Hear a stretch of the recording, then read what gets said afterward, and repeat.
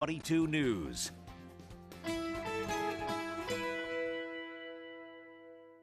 At this place in history, we're in the town of Barre with Steve Perkins, the executive director of the Vermont Historical Society. And Steve, a bygone element of Vermont healthcare brings us here this week. It does, Mike. The building that's behind us used to be the Washington County Sanatorium, and it was in business, from the 1920s up until about 1960, when the state finally closed it down. And it's one of many sanatoriums that were built around Vermont and really built around the Northeast. All right, it's definitely a term that most of us have likely heard at one time or another, but what is a sanatorium, or was in this case? A very interesting movement in medicine that dates back to kind of the mid-19th century, but really got going, especially in the U.S. in the early 20th century.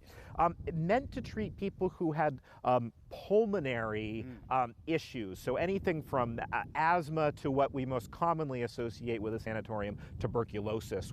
This idea behind a sanatorium was if you had problems with your lungs, the best thing to do is to get clean, fresh air. They had porches on them. And even some, if you see older hospitals around, you're driving through Vermont, you'll notice they have these balconies or porches. And if you look back through, say, late Victorian novels or early 20th centuries, they talk about people maybe having consumption, or they need to go to the mountains to get the air to help their lungs breathe. So that was the thought. They were both built by state, and there were also private ones as well. But this particular one, since you mentioned it had been closed down by the state, was a state facility right here. It was. There was a very large one in Randolph as well, and then the official state sanatorium was in Pittsford, and that's now the Vermont State Police Training Center. What eventually shut them down was the discovery of antibiotics. This facility has a current use too. It does, yeah. It's part of the Washington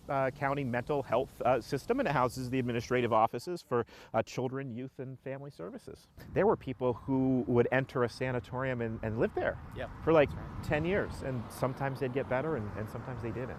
And I believe you have an example to personalize that concept for us, including a piece of literature, I believe. At the Vermont Historical Society, we have a great collection of photographs and diaries and letters from a woman named Ruth Haynes Ovitt.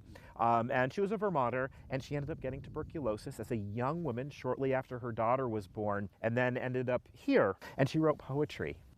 This is my little girl. There's a picture of her on the dresser nearby, my small daughter, so young, sweet, and sly. 'Tis the first thing I see in the morning light, and I always tell her a soft good night. When I'm sad, she seems to help the day through, though of course there is nothing at all she can do. She can't really know how much I miss her, or how very often I long to kiss her. She just looks at me with a dear little smile, and then I know it is all worthwhile. May God keep her sane and in her heart a song, and grant that I may not be away too long. So Ruth wrote that in January of 1927. Unfortunately, she died later that year here at this sanatorium. So it was a very big part of people's lives until the invention of antibiotics. And you can travel around the state and look at old hospitals and look at buildings. You see the big porches like this one has on the front, and perhaps they were a sanatorium. Taking in the air on Beckley Hill Road in Barre Town at this place in history. Local news that matters.